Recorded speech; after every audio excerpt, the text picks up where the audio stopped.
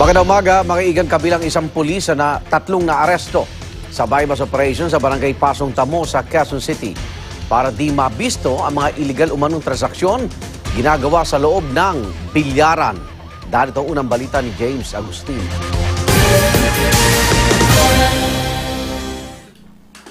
Iginasa ang bypass operation sa isang bilyaran sa barangay Pasong Tamo sa Quezon City kagabi. 200 pisong halaga ng shabu ang napagkasundoan na bibili ng operatiba sa tulak umanong si Estela Alfonso. Nakalalaya lang nung isang taon kaugnay din sa kasong droga. Pero ang bypass money tinanggap ni Daniel Galendez at ibinigay naman ito sa kanyang anak na pulis na si Patrolman Daryl Galendez. Dito na inaresto ang tatlo na nakuha ng panampitong sachet ng umano'y shabu. May nakuha ring hindi lisensyadong baril kay Daryl na kargado ng mga bala.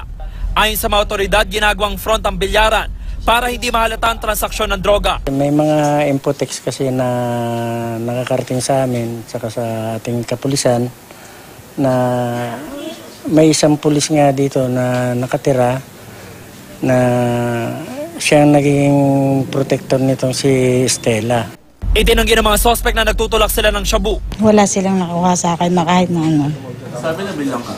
Ay, hindi ako bibenta. Nagbabantay kasi ako ng bilyaran dito eh. Tinawag ako, inuutusan ako. Abot ko raw yung pera.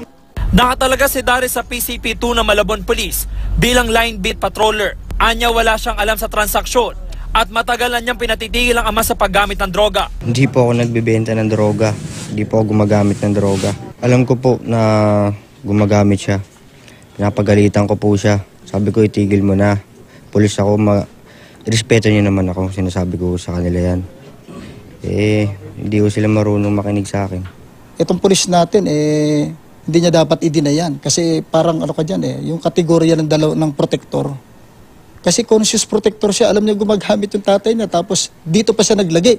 Maharap ang tatlo sa reklamong paglaban sa Comprehensive Dangerous Drugs Act, habang si Daryl ay may karagdagang kasong illegal possession of firearms. Ito ang unang balita sa Quezon City. James Agustin, reporting.